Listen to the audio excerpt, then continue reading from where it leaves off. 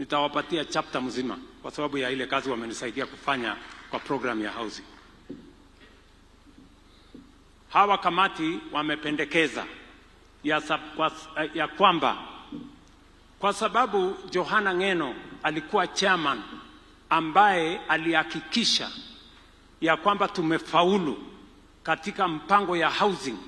Mambo tumejaribu kwa miaka 30 hatujafaulu. Leo tumefaulu. Hawa kamati wamependekeza ya kwamba one of the biggest estates in Nairobi yenye iko na nyumba 4,500 inaitwa Shauri Moyo.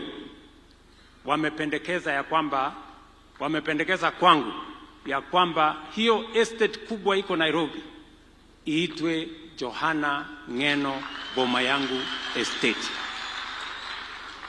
And therefore, I am directing the Ministry of Housing to rename Shauri Moyo Housing Estate to Johana Ng'eno Housing Estate in the city of Nairobi.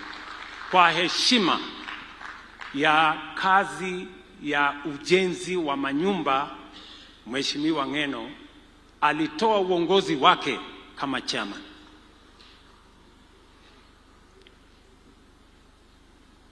Vile vile